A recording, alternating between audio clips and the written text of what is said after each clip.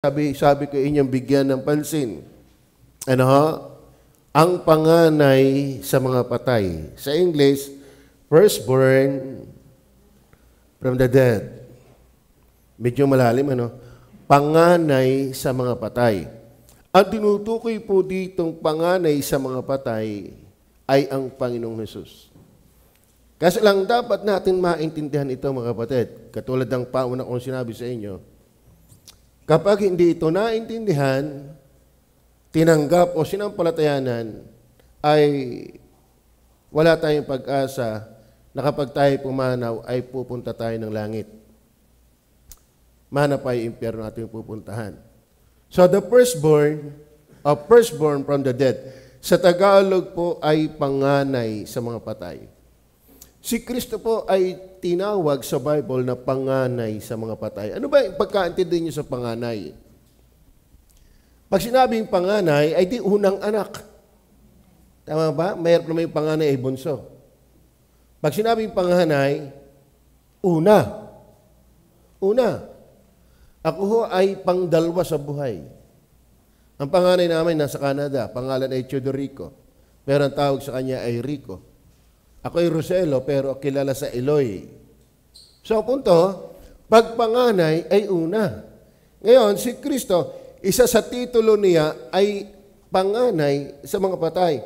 Pero, kung siya'y panganay sa mga patay, at dalang idea ng panganay ay una, ang tanong ko, mga kapatid, sino ba ang unang namatay? Si Adan o si Jesus Christ?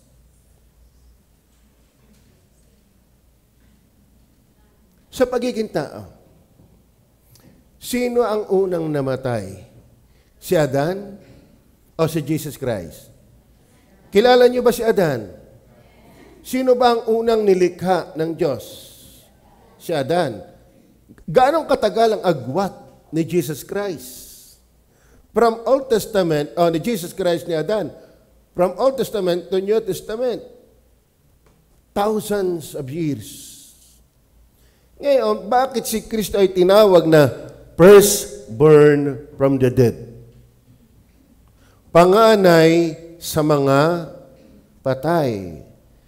Dahil kung ating susundan ito ng literal, hindi pwede. Dahil marami nang naunang namatay kay Jesus Christ bago siya namatay. Naiintindihan niyo ba yun? Ano ba ibig sabihin ng panganay?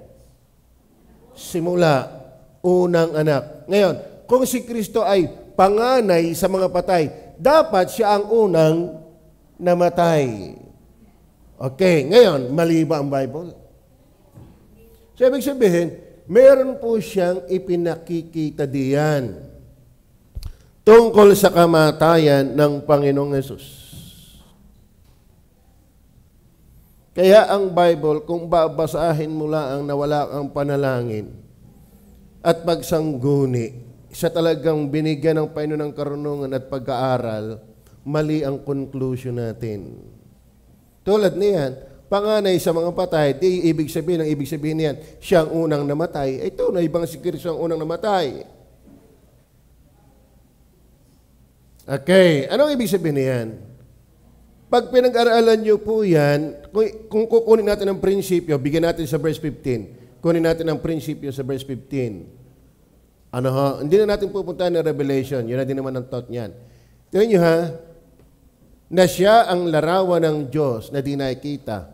Binanggit naman uli ang panganay. Ang panganay ng lahat ng mga nilalang.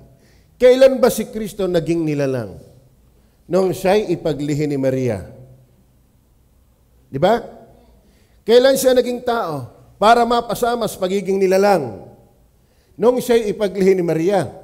Ngayon, sino ang unang ginawa ng Diyos? Si Adan sa pagiging tao o si Jesus Christ? Bakit panganay siya nilalang? Ay hindi naman siya ang unang nilalang. Naintindihan niyo ba yan? So, 2 beses binanggit, siya ang panganay sa lahat ng mga nilalang at panganay sa mga patay. So therefore, hindi iyan literal na si Kristo ang sa pagkakatawang tao ang naging taong una. At hindi rin siya ang sa pagiging tao ang unang namatay. ang idinidiin lang mga kapatid diyan, sa lahat ng uri ng pagiging nilalang at namatay, walang katulad at pinakamataas na kamatayan. Tingnan nyo ha.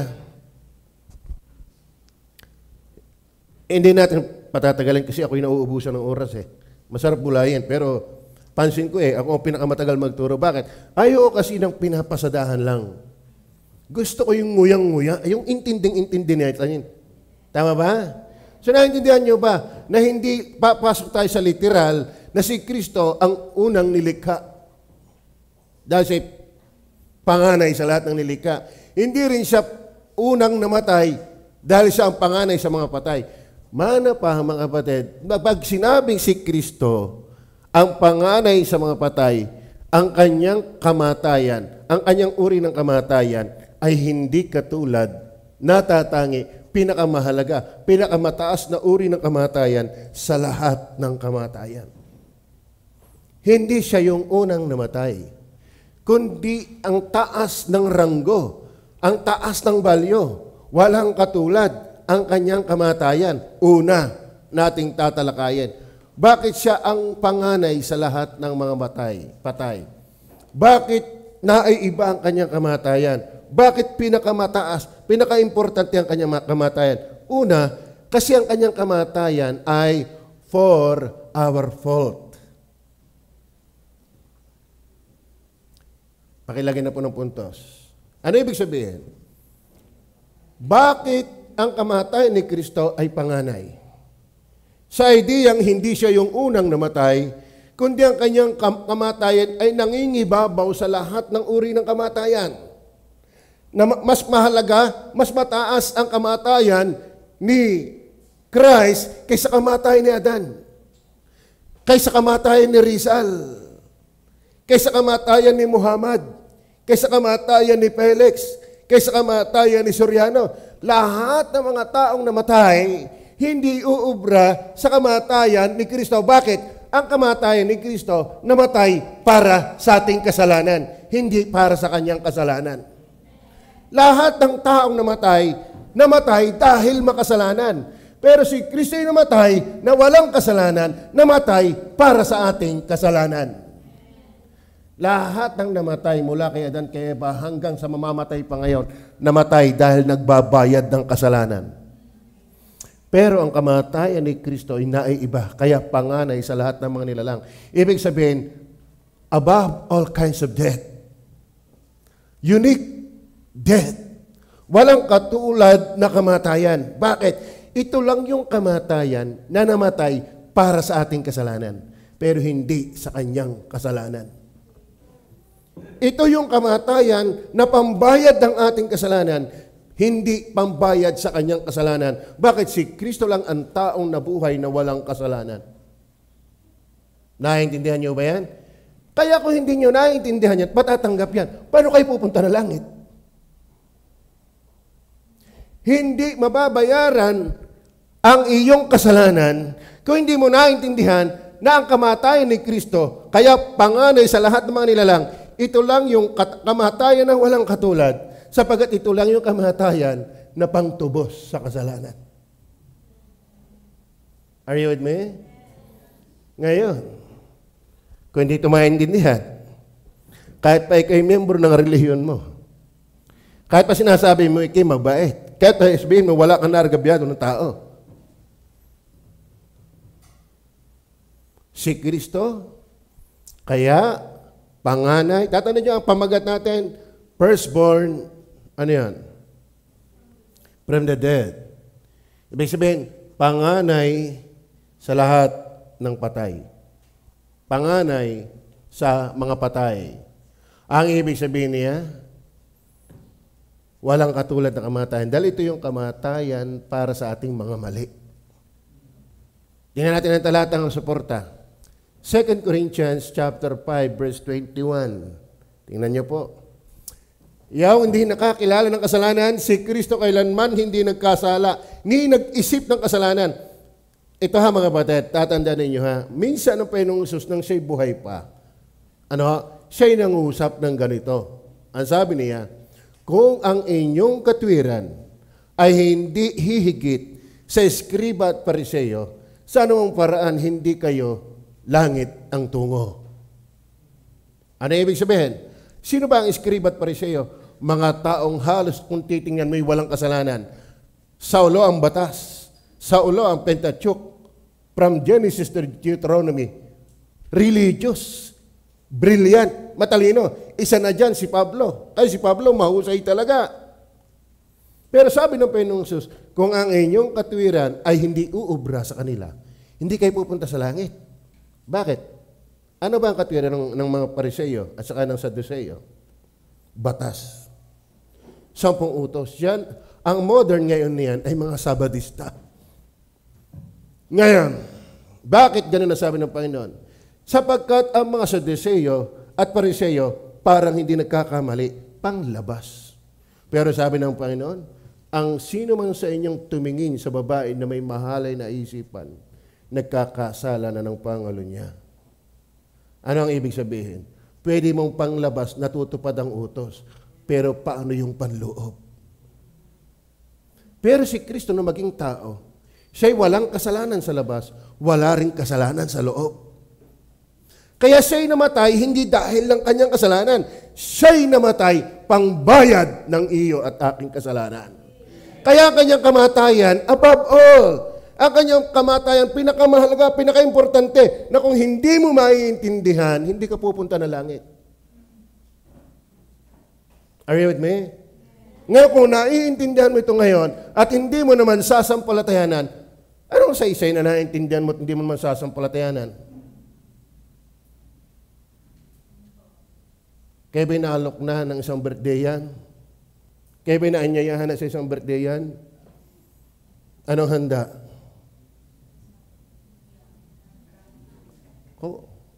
Nandun yung paborito mong handa. Inihanda sa iyo, sugpo. Tapos, lechong malutong-lutong ang balat. Imbutidong napakasarap ng pagkaluto. Gugutom tuloy ako. Ano? Pero anong kwenta ng inihain sa iyo kung ayaw mong kainin? Anong kwenta ng naiintindihan mo ngayon kung ayaw mong sampalatayanan? Tama ba? Walang talab ang masarap na pagkain kung hindi mo kakainin. Alam ba ang mensahe ni Kristo, ayaw hindi makapagligtas? Hindi dahil ito hindi nakakapagligtas. Ayaw mong sampalatayanan. Kaya gusto mong pumunta ng langit, huwag ka lang makinig, huwag ka lang mag-unawa, sampalatayanan mong yan ay totoo. Dikat halos 2,000 taon na si Kristo nabayubay sa krus ng Kalbaryo. Siya'y namatay, inilibing, 3 araw nagbango mag-uli. Totoo yan. Kaya nga may pasyon, kaya nga may Simana Santa. Yung iba nga, pinipelikula pa eh. Totoo yan. Totoo naganap yan. Kaso lang walang bisa sa marami kasi alam lang na nangyari pero hindi tinatanggap na yun ang paraan ng Diyos para ikimabayaran sa iyong kasalanan. Naintindihan mo ba? Yaong hindi nakakilala ng kasalanan, panglabas at pangloob, ay kanyang inaring may sala dahil sa atin. Kaya siya'y pinarusahan ng Ama, hindi dahil siya'y makasalanan, kundi dinala niya ang iyo at aking kasalanan. Kaya yung kanyang kamatayan, panganay sa lahat ng mga patay. Bakit? Ito yung kamatayang walang katulad. Ito yung kamatayang walang kasing halaga. Bakit? Ito lang yung kamatayan na pambayad sa iyong kasalanan. Sapagkat ang kabayaran ng kasalanan ay kamatayan. Datapat ang kaloob na walang bayad ng Diyos ay buhay na walang hanggan. Are you with me? Gusto niyo ba matiyak na kayo palangit? Dapat maintindihan mong si Kristo ang panganay sa lahat ng mga patay. Ano ibig sabihin? Walang katulad ng kamatayan. Yung mag-isip na kayo ng mga nakakapaiyak na kwento, katulad ng isang namatay ngayon na isang Kristiyano, binaril ng dahil sa pangaral ng katotohanan. Hindi pa rin siya ang tunay na bayani. Bakit? Siya'y isa rin lang sa binayaran ng kamatayan ni Kristo. Ang tunay na sikat, pinakamataas, dapat sinasamba, dapat pinasasalamatan, lalo ng mga taong sila yung pinagbayaran ng kasalanan. Walang pwedeng pangbayad ng kasalanan para sa makasalanan, kundi ang kamatayan ni Kristo na walang kasalanan. Maliwanag ho ba?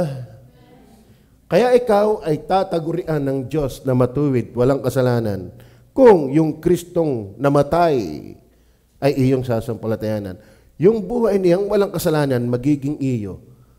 Dahil ang iyong mga kasalanan, naging kanya. Maliwanag ho ba? Tingnan pa natin. 1 Peter, chapter, ano ba yan? 2, verse 22 hanggang 24. Na siya'y hindi nagkasala. Ang Panginoon Sus di nagkasala. Klaro-klaro yan. O kinasumpungan man ng daya ang kanyang bibig. Puso, bibig, buhay, panglabas, walang mali ang Panginoon. Tayo bibig pa lang, nahuhuli na eh. Tama? Verse 23, nang siya'y alipustain, ay hindi gumante. Ng pag-alipusta, nang siya'y magbata, ay hindi nagbala, kundi ipinagkatiwala ang kanyang sarili doon sa mahatol ng matuwid. Panginoon, bahala ka na sa mga taong yan. Patawarin mo sila sapagkat di nila nalalaman ang kanilang ginagawa. Hanggang kamatayan ng Panginoon, wala ni isang segundong pagmamaktol at pagrereklamo. Gayong ang bigat ng kanyang sinunod. Tayo gaang-gaan ang ating sinusunod. Takot na ulan, di ako makakasimba. Ang dami na sinasabi, gaang-gaan naman ang gagawin. Tama? Pero si Kristo, mga kapatid, ay hindi bibiro yung kanyang binuhat. Bakit? Lahat ng kasalanan ng mga taong sasampalataya sa kanya, siya ang nagdala. Siya ang sumagot. Siya ang kumargo. Siya ang nagbayad. Ano sabi diyan? Kundi verse 24, na siya rin ang nagdala. Amen. Alam niyo po, may maling turo sa Batista doon sa tinatawag na 2 goats. Si Satanas daw yung isang goat. Ano? At Satanas daw ang nagdala ng ating mga kasalanan. Pulto talaga yung mga yan. Kailan si Satanas nagdala ng kanyang ating kasalanan? Ang maliwanag sa Bible, ang nagdala ng ating kasalanan si Jesus, hindi si Satanas. Mga kapatid, maraming bumabaluktot ng Bible. Kaya makinig kayo. Kada turo dito, makinig kayo. Bakit akalaan nyo ba? Yung tinatawag na Leviticus chapter 16, particularly yung verse 10, na ang isang kambing ay papatayin at yung isang kambing ay pakakawalan sa ilang.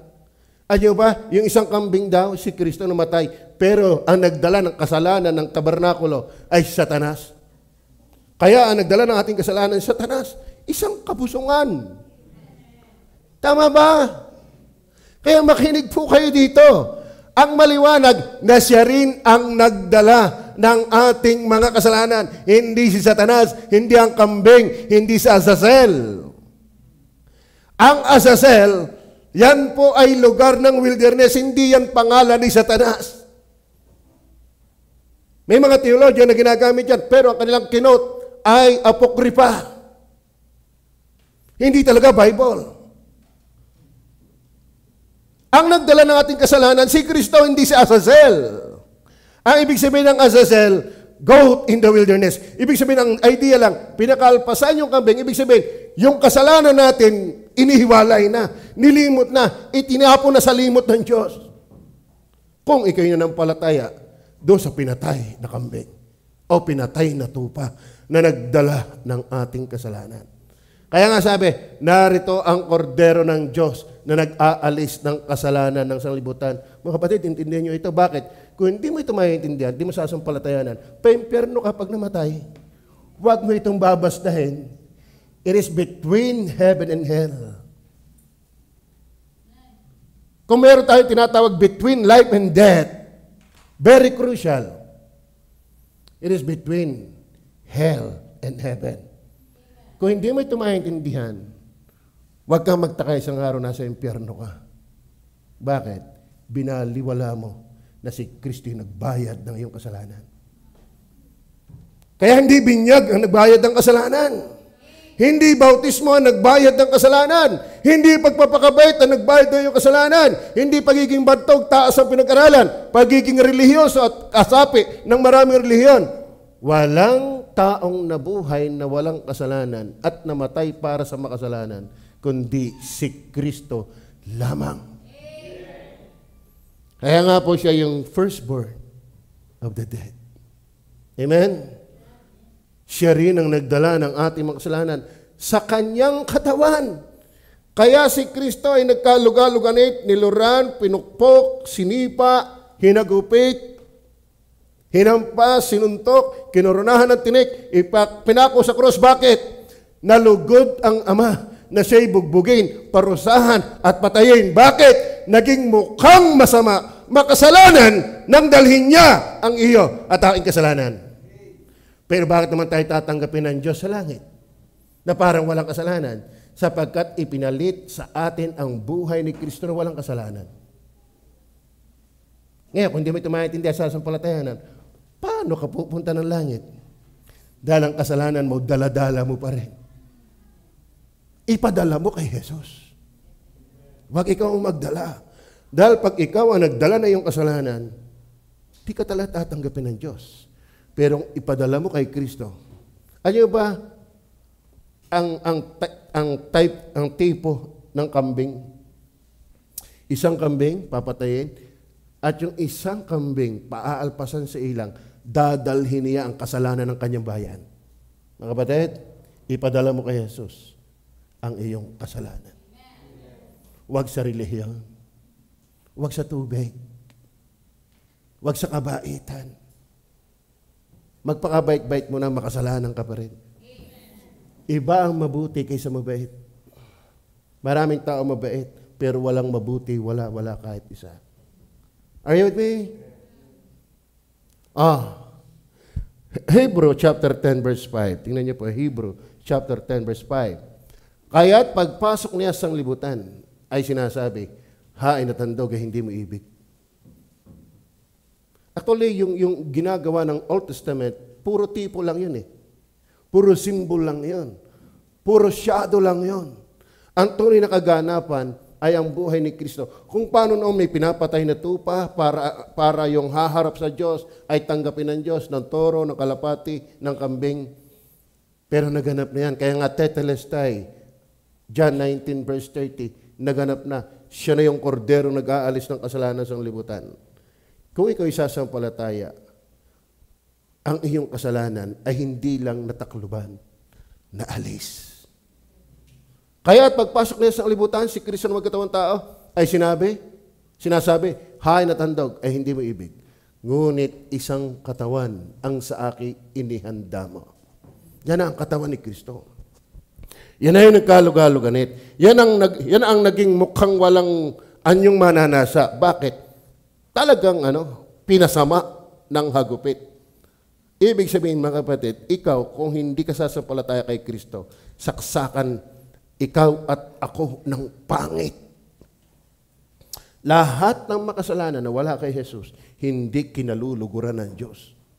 Hindi nga maaari. Ang sabi ng Roma 8 verse 7 and 8. Kaya, I beg sa inyo, mga kapatid, maging kayo sa mga nanonood, please lang, intindihin nyo ito. Asampalatayanan nyo ito. Dahil kung hindi, itinakda sa tao mamatay na minsan. At pagkatapos ay pag-ukom. 31 years old lang, namatay si Kirk. Sa kanya pangaral, binaril sa lalamunan, dagos-dos ang dugo. At least, bayani, namatay ng naglilingkod. Kasi tayo mamatay ng backslider.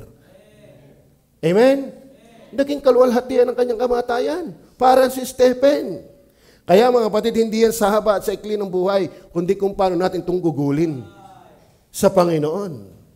Ay kahit kinubinta na, 100 ka rin mga walang pakialam sa Diyos. Walang kwenta ang buhay. Ang silbi ng buhay, may klima ng mahaba, nagpapagamit sa Diyos. Eh ngayon, mamamatay ka, hindi mo naintindihan that Christ, the firstborn of the dead, from the dead, you will spend your life to eternity in hell. Maliwanag ko ba?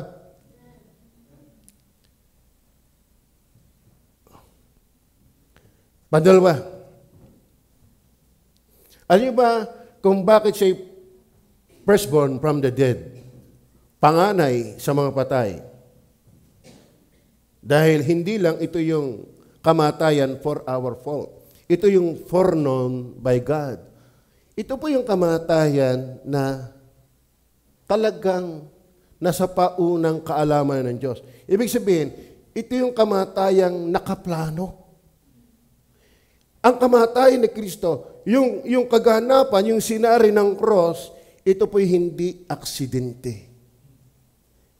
Basahin niyo po ang Revelation 13 verse 8. Tingnan niyo po, pansinin niyo po.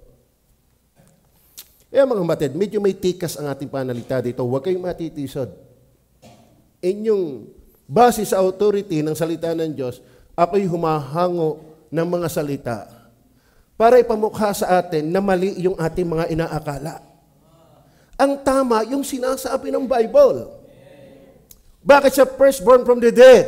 Una, ito yung for our fault, then foreknown by God. Ibig sabihin, yung kamatayan ni Kristo, nakaplano talaga yan. Tingnan nyo ha? At ang lahat ng nangananahan sa lupa ay magsisisamba sa Kanya, ang Antikristo. Antikristo ang kontekst po na yan. Na ang kaniyang pangalan ay hindi nakasulat sa aklat ng buhay. Kaya pala maraming taong hindi ligtas, ang kanilang pangalan ay hindi nakasulat sa aklat ng buhay. At kaya naman pala ikaw ay maliligtas ay dahil nakasulat na, hindi isusulat pag nanampalataya. Kundi kaya ka mananampalataya, nakasulat ka na. Yan, ito pa ating pansinin na, babasahin ko ulit. At ang lahat ng nangananahan sa lupa ay magsisamba sa Kanya na ang kaniyang pangalan ay hindi nasusulat sa aklat ng buhay. Buhay ng Kordero. Ng Kordero. Si Kristo ang Kordero. Na pinatay. Past tense na po yung pinatay, hindi papatayin. Are you with me? Ano ba ang tamang pangusap pagka hindi papatay? Papatayin. Pagpatay na. Pagpatay na. Parang kayo lang, parang papatay na. Pinatay. Ano sabi? Pinatay. Ang Kordero ng Diyos na pinatay buhat ng itatag ang sanlibutan. Kita mo yan? Kung hindi mo naman unawain yan, di kay ano ga yan?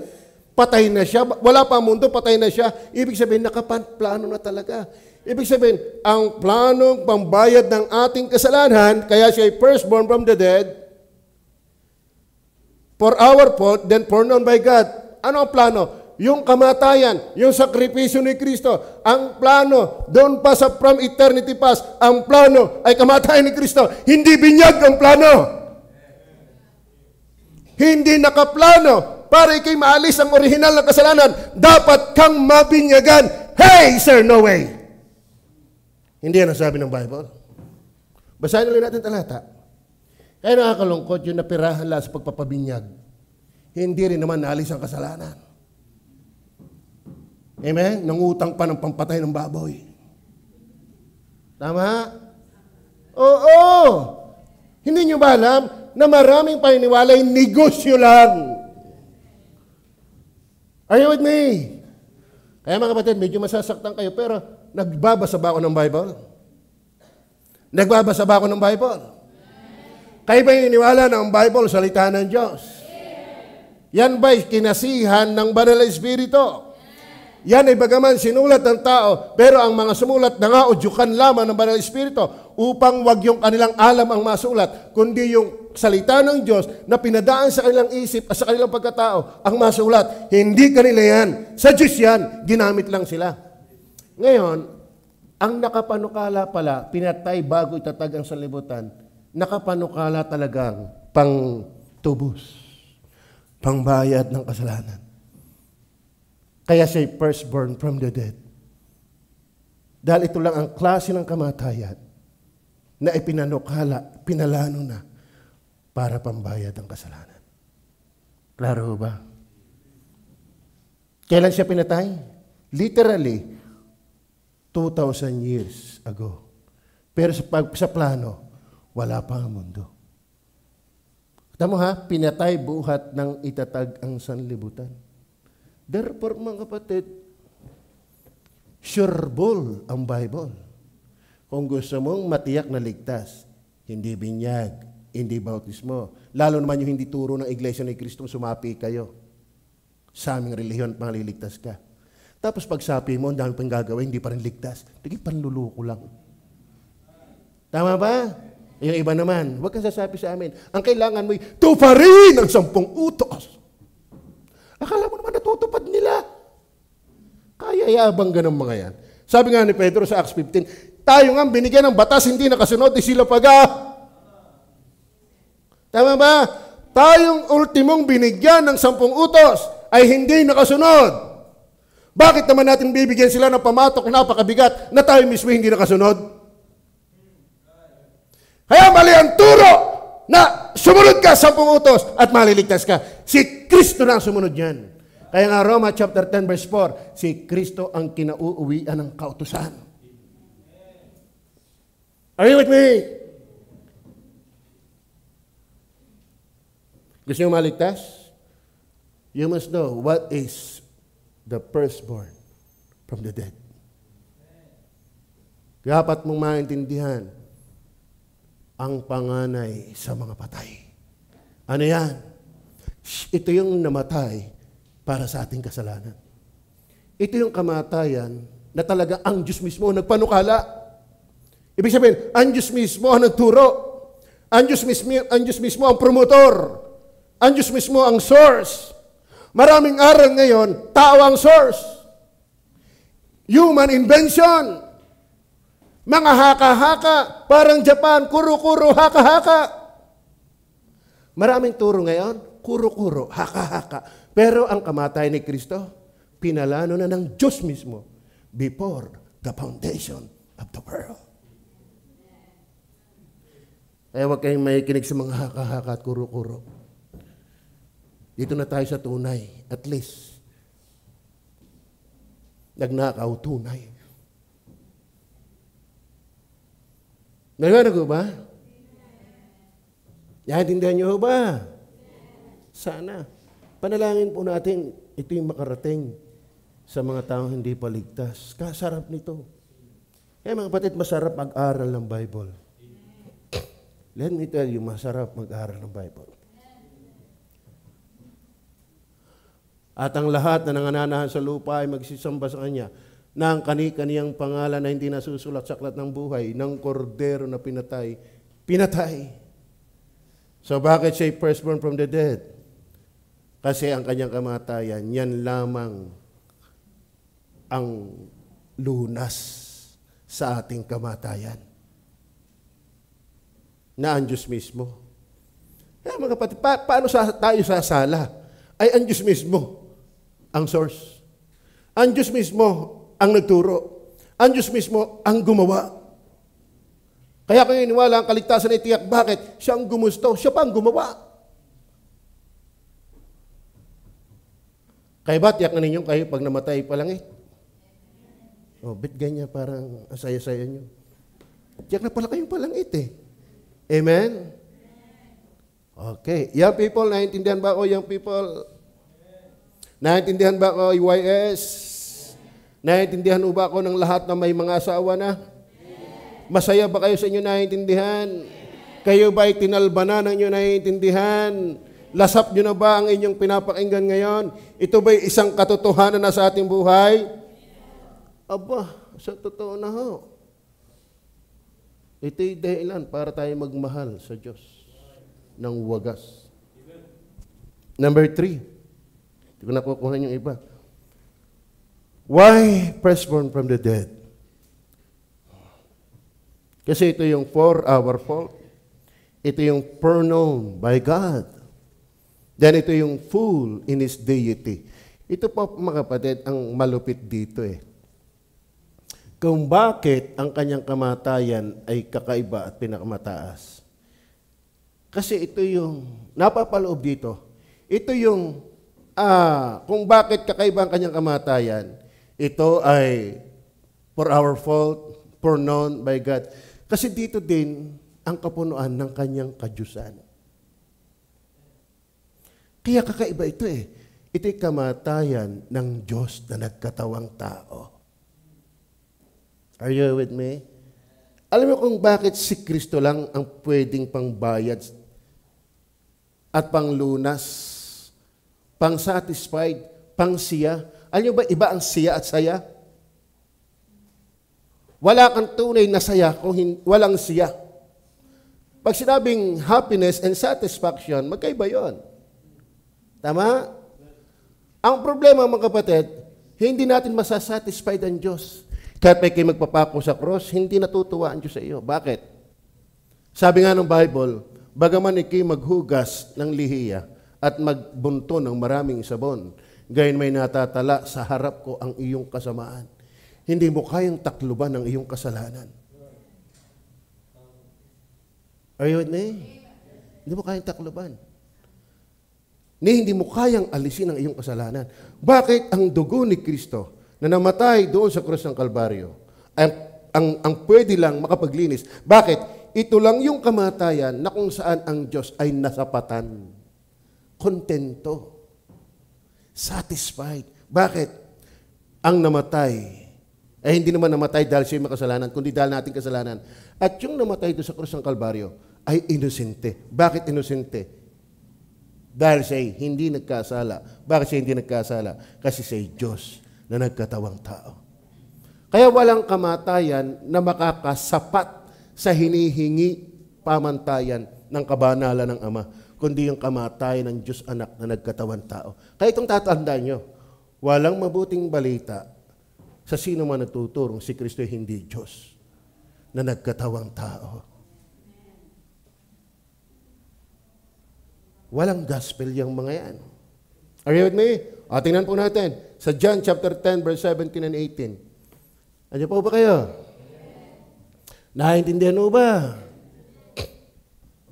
Bakit unique ang kanyang kamatayan? Bakit ito'y firstborn from the dead? Dahil ito yung for our fault. Ito yung foreknown. Ano yan? By God, ito yung full in His deity. Ito'y kampunuan ng kanyang kadyusan. Bakit? Ganito mga kapatid. Kaya tayo kakaiba eh. Siya ay Diyos na nagkatawang tao. Yung namatay doon ay katawan ng Diyos na nagkatawang tao. Kaya hindi nabahiran ng kasalanan. At hindi nagkasala. Kaya naman ito yung makababayad ng ating kasalanan. Bakit? Dahil dito sinisinta ko ng aking ama, ng Ama, sapagkat ibinibigay ko ang aking buhay upang kunin kong muli. Okay. Sinong kilala niyong patay na? Halimbawa, ako'y namatay. Dahil sa pangangaral din. Sarap siguro kayo namatay sa pangangaral, ano? Ang iba namatay sa pagbabarik. Ang iba namatay sa pagmamadyong, sa pagsusugal, sa pagtakbo kay misis dahil nagtaksil. Maraming masasama at malulungkot na kamatayan. Pero ang sarap na ikay namatay para sa Diyos. Pero wag mong pangaraping ikimamatay para sa Diyos kung hindi natin kayang mabuhay para sa Diyos. Si Pablo, for me to live is Christ and to die is gain. Mahirap mamatay para kay Kristo kung hindi din natin kayang mabuhay para sa Kanya. Tama ba? Are you with me? Opo. Umamatay ako kay Kristo, pag simbangan, hindi mo magawa. Babaw. Amen? Mamatay ka para kay Kristo, magbigay, hindi mo magawa. Dahil dito'y sinisinta ko ng Ama, sapagkat ibinigay ko ang aking buhay. Halimbawa, mamatay. Si Kirk namatay. Kaya bang buhayin ni Kirk ang kanyang sarili ngayon? Kaya niyo ba uling kunin ang kanyang buhay ngayon? Bakit si Kristo kaya niyang kunin pag siya'y namatay? Bakit? Ang namatay lang sa kanyang katawan. Kanya ay katawan. Pero ang kanyang kadyusan hindi namamatay. Yes, binuhay din ng Ama ang kanyang katawan. Binuhay din ng Holy Spirit ang kanyang katawan. Pero yan ang tagpo na si Kristo mismo ang bumuhay din ng kanyang katawan. Bakit? Ang nakagagawa lang ng bumuhay ng kanyang sarili pagkatapos mamatay ay Diyos. Kayo nga eh. Minsan napatulog lang, wala nang makagising. Amen? Kahit anong volume ng microphone ay talaga dagpa, nag-nirvana. Tama? Pero si Kristo, nung siya'y mamatay, nabuhay niya ang kanyang sarili. Bakit? Kaya nga pansinin niyo, sabi ni Kristo, nung namamatay na ang taong nasa kanan, ngayon din, kakasamahin kita sa paraiso Kung si Kristo ay hindi na umiiral ng kanyang kamatayan, paano siya makakasama ng namatay sa paraiso kung siya tumigil na nung siya mamatay? Tama ba? Bet ang sabi niya, kakasamahin kita sa paraiso, ibig sabihin, hindi natapos si Kristo nang siya'y mamatay.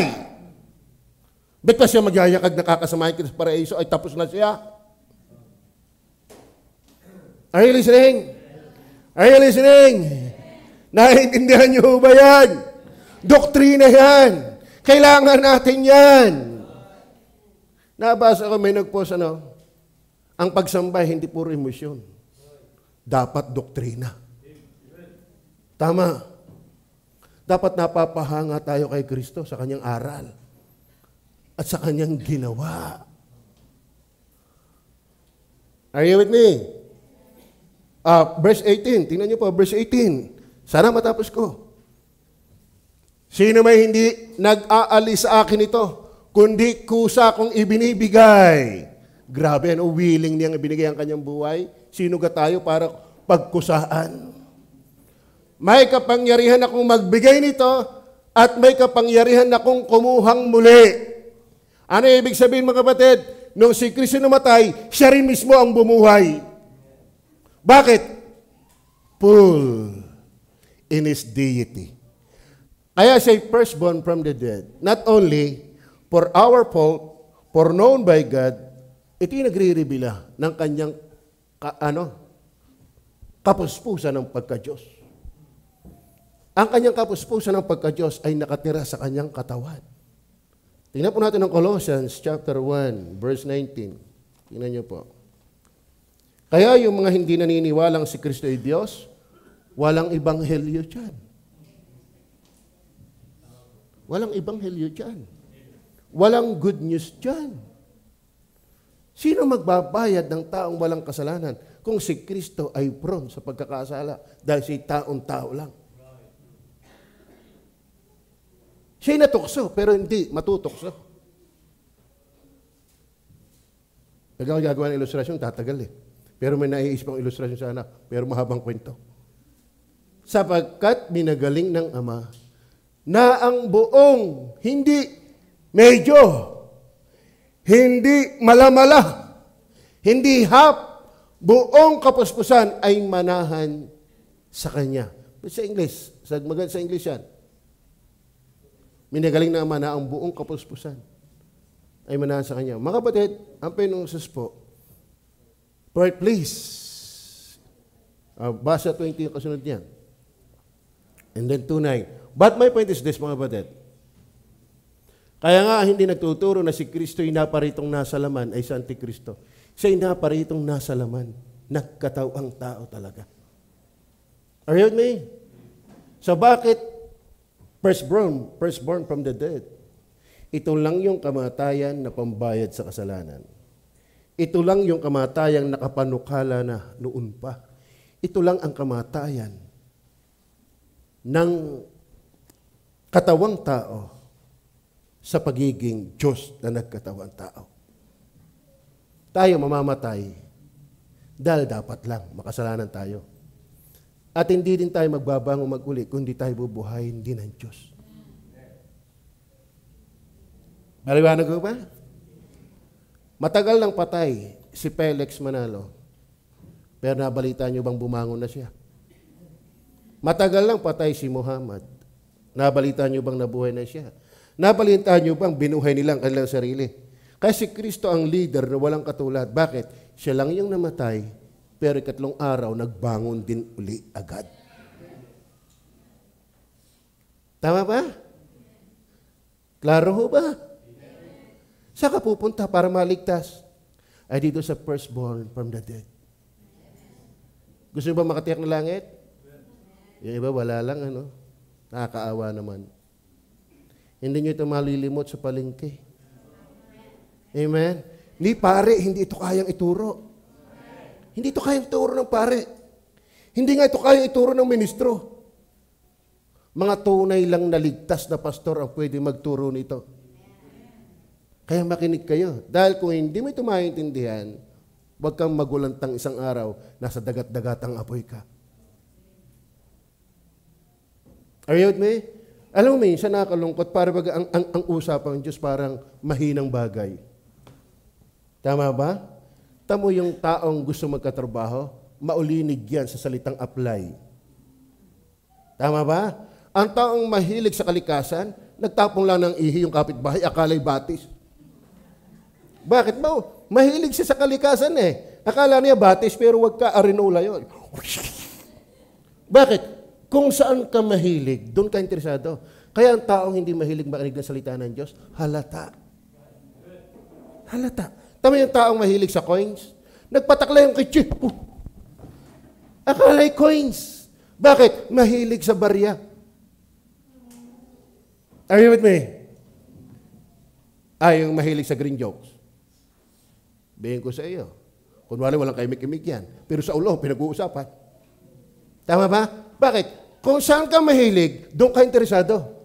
Kaya nakakalungkot, halatang-halata ang tao na hindi interesado sa Diyos. Bakit? Paikinig pa lang sa Kanya kita na. Kita na Alam mo, kaya ako na-over sa oras kailangan ko ng ilustrasyon. Are you with me? Interesado pa kayo? Kung hindi ka interesado dito, kawawa. Peligro ang iyong patutunguhan. May impyerno. Bakit pa may impyerno? Ito simple lang. Bakit ang impyerno ay tunay? Bakit? Kasi ang kasalanan ay tunay. Pambihira, pumatay ka, nanggahasa ka, nagsinungaling ka, tunay yan, tapos ang gusto mo, parusa, bala-bala. Are you with me? Tama. Bakit tunay ang impyerno? Kasi hindi rin naman biro ang kasalanan. Bakit hindi biro ang kasalanan? Kasi hindi rin naman biro ang Diyos na pinagkakasalanan. Dahil may tunay na Diyos, may tunay na kasala. At dahil may tunay na kasala, may tunay na parusa. Pero salamat, may firstborn from the dead.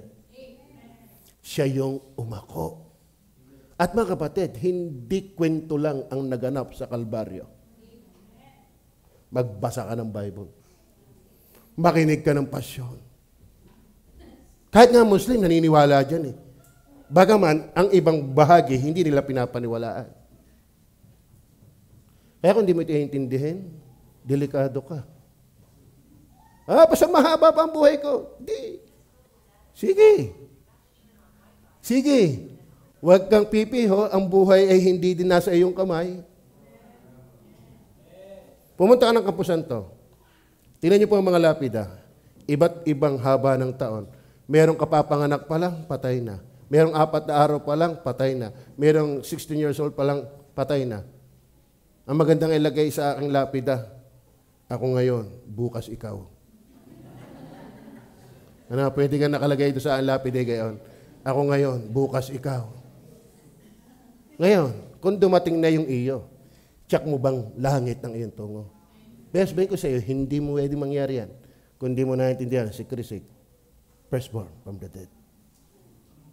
Ito lang yung kamatayan na para sa ating kasalanan. Ito lang yung kamatayan na ipinalano na buhat pa ng walang hanggan. Ito lang ang kamatayan ng Diyos na nagkatawan tao. Then finally, mga batid, ito yung kamatayan na nagtagumpay kay Satanas at sa kasalanan. Ang daming talatang yan. Tayo mahilig sa talata, pero hindi natin kalampi ang panahon. Hebrew chapter 2, verse 14 and 15. Tingnan niyo po.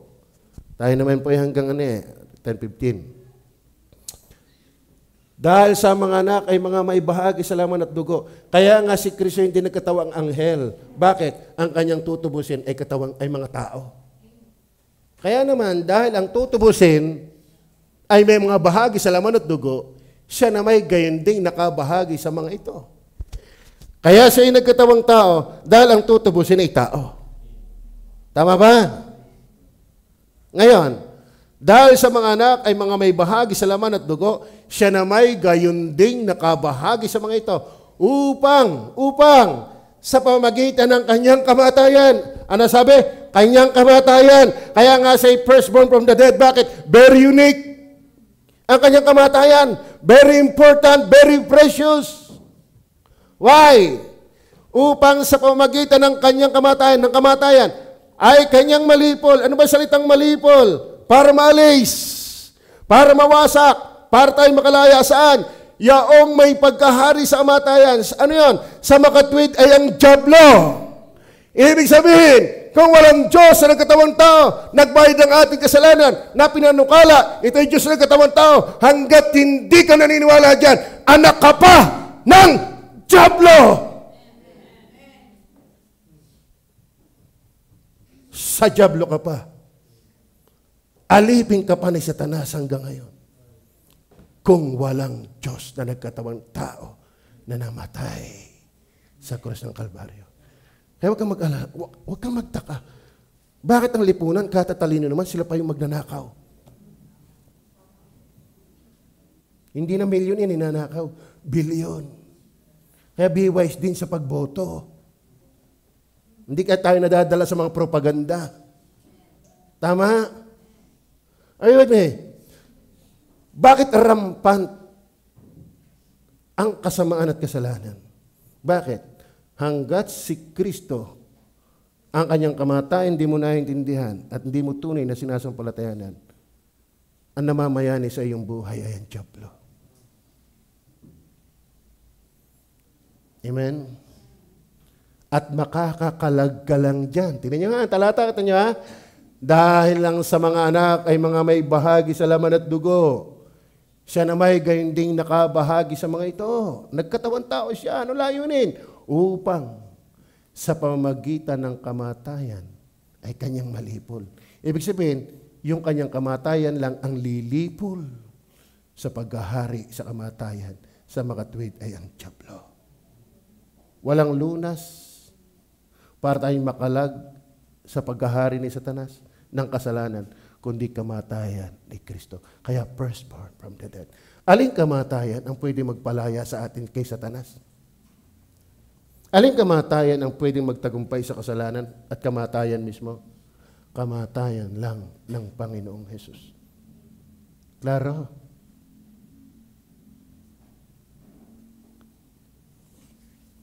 Amen? 1 Corinthians, patulan natin ng 1 Corinthians 15, verse 54 to 57. Datapwat pagka itong may kasiraan ay may bihisan ng walang kasiraan. Alam mo kapatid, kaya tayo sa totoo na, bagaman natatakot pa rin mamatay, pero hindi katulad ng walang pag-asa. Tayo, pag namatay, takot din, pero pag namatay, ngingiti na tayo. Bakit? Pumasok na tayo sa pinakamagandang klase ng buhay.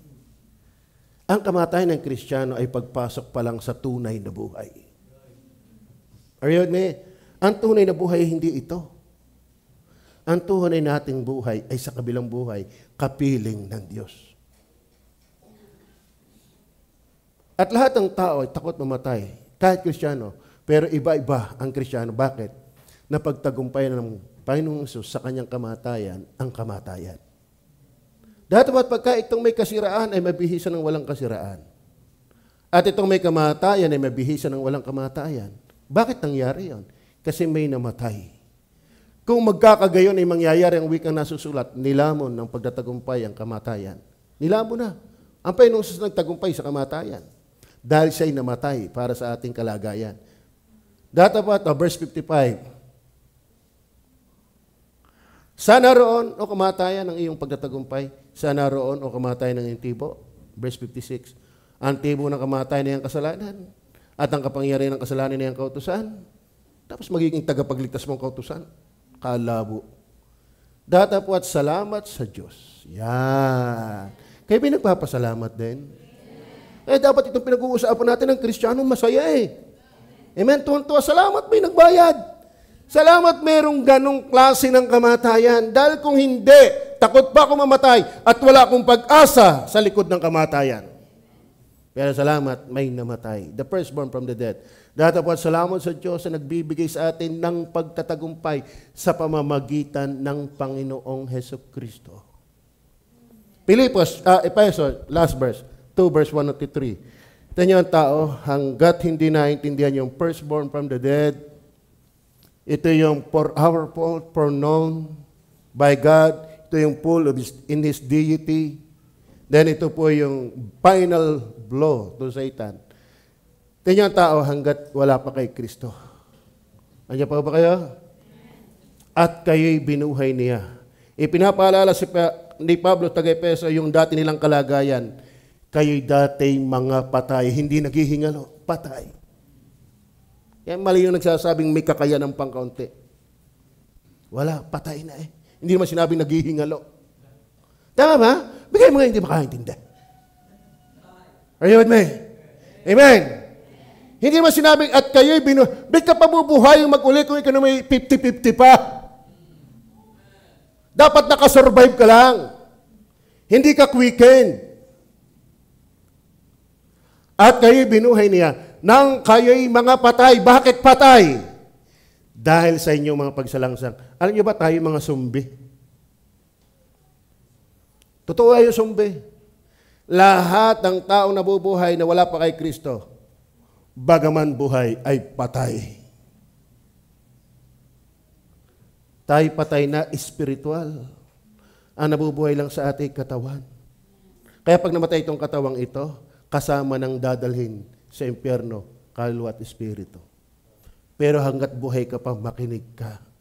Malay mo, this is your time. Hindi aksidenteng na andito ka. Balay mo ito yung panahon para sa iyo. Ikaw itawagin ng Diyos na magsisi ng iyong mga kasalanan. At manampalataya, asahan mo na merong Kristong panganay sa mga patay. Amen? At kayo'y binuhay niya nang kayo'y mga patay dahil sa inyong mga pagsalangsang at mga kasalanan.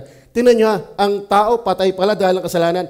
Ano ang nangyayari sa mga taong patay sa kasalanan? Verse 2, na inyong nilakaran ng una ay sa lakad ng salibutang ito. Yun palang mga patay spiritual ay nabubuhay sa kung ano yung kalakaran ng mundo.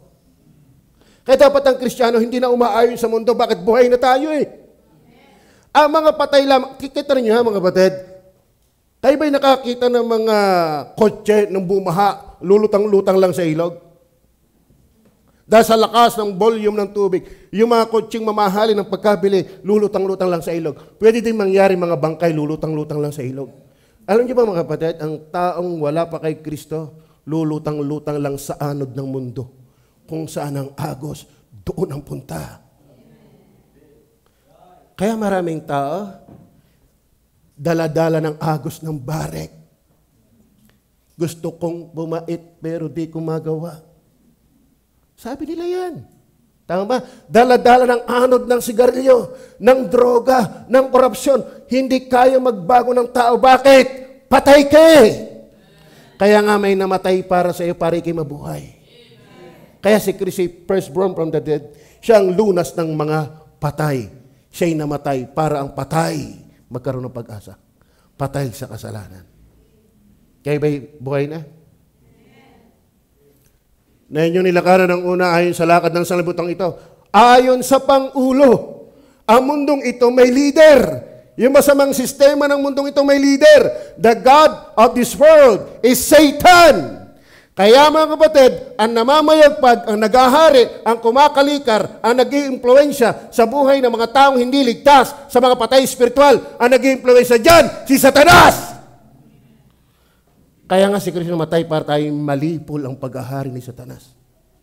Pero hanggat hindi mo kayang umalis sa bisyo. Hindi mo kayang magbago. At alam niyo, malaking pagbabago. Yung walang hilig kang sumimba, ngayon mahilig ka na. Hindi yung nag-alis ka lang ng alak. Ang daling gawin yan. Kaya ng Muslim, hindi magbarik. Kaya na rin na maraming tao ngayon ang mag-alis ng bisyo for the sake of health, for the sake of family, but not necessarily mean he loves the Lord.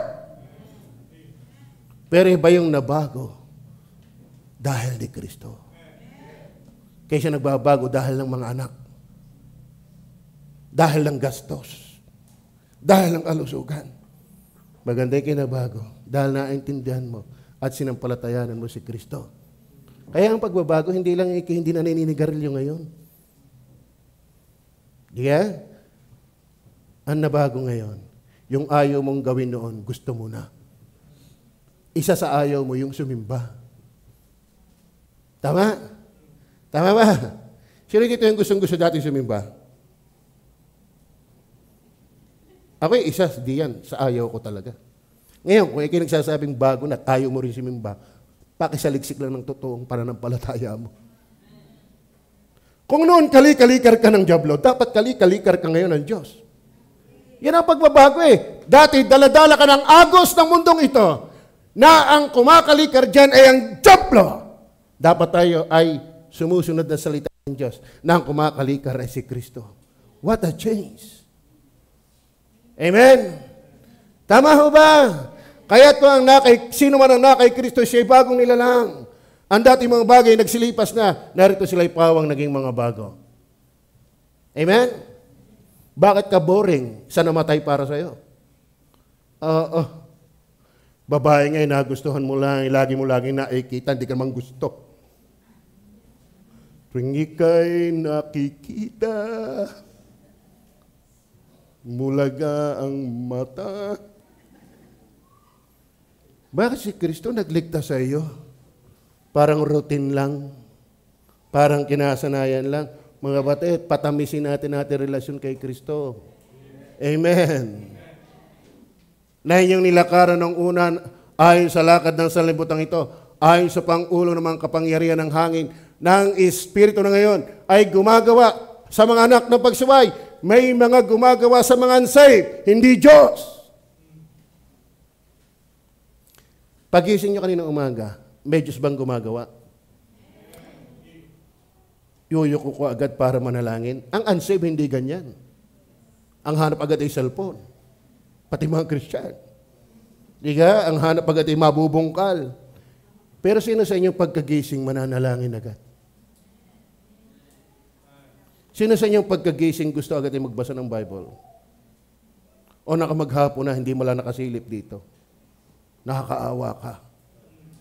Paano ka lalago niyan? Are you with me? Amen ba? Sana kalik-kalikad tayo ng Diyos. Verse 3. Dito tayo magtatapos. Sa gitna ng mga iyon, tayo rin naman. Nang ibang panahon ay nangabubuhay sa mga kahalayan ng ating laman. Na ating ginagawa ang mga pita ng laman at ng pag-iisip. At tayo na'y katutubo, likas na mga anak ng kagalitan, diablo. Kaya nga si Kristo namatay para malipol ang pagkahari ni Satanas. Naintindihan niyo ba? Tanong. Nananampalataya ho ba kayo dyan? Alam niyo ho ba, hindi matapos ang debate ng OSAS? Hindi. Alam bakit? Hindi naman talaga nila maintindihan ang eternal security. Bakit? Regeneration kasi yan. Talagang kapag may pananampalataya, buhay yan. Gagawa yan. Doon maging ang baptist na lilito. Akala, yung faith, nagiging mix ng good works kapag sinasabi natin yung kay Santiago. Kasi maraming baptist hindi naiintindihan na ang tunay na pananampalataya, sagyang gagawa. Sagyang may bunga yan. Kasi buhay yan eh. Yung wala kay Satanas, nagawa ang diablo. Eh di lalo pa kayo nasa Diyos ka, diyan Diyos ay gagawa. Siya ang gumagawa maging sa pagnanasa sa paggawa. Klaro ba? Sa aming mga bisita, sana naintindihan natin ito.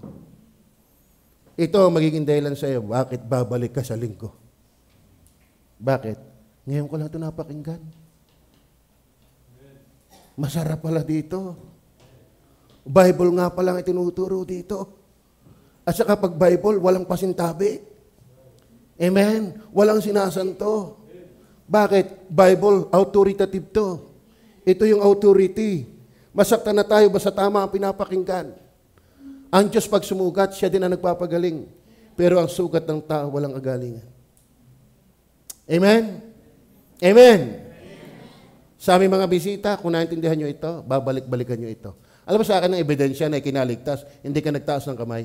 Hindi ka sumunod sa panalangin. Ebidensya na ikinaligtas, ikipauli-uli. Pabalik-balik. Ibig sabihin, hindi ka naman nagtaas ng kamay. Hindi ka mas sumubas pa na. May pabalik-balik. Ibig sabihin, gumawa sa iyo ang Holy Spirit. Tama ba? Ngayon naman, sabi mo, ligtas ka na. Ay kung inaasahan natin yung kinilos ng Diyos, pabalik-balik, may pawala-wala. Amen? Inaasahan natin yung maliligtas, pabalik-balik. Ba't ikaw naman nagsasabing ligtas na pawala-wala ka? Kaya nga nakakatakot. Alam niyo ba ang Bible, ang daming warning. Hindi dahil losing salvation. Kasi merong mga sumama sa mga tupa na nag-anyong tupa lang. Sila'y umalis sa atin dahil talagang hindi sila sa atin. Kaya mag-ingat tayo. Kung ang tunay na ligtas, inaasahan pabalik-balik. Ba't di kayo nagsasabing ligtas na ikipawala-wala? Klaro ho ba? Klaro ho ba? Hindi mo nawawala ang kaligtasan na. Pero kung tunay kang ligtas, babalik at babalik ka rin. Tayo mag-pray. Panginoon Diyos sa langit, salamat po sa katuhanan ng iyong mga salita about firstborn from the dead. Nakakatuwa ang iyong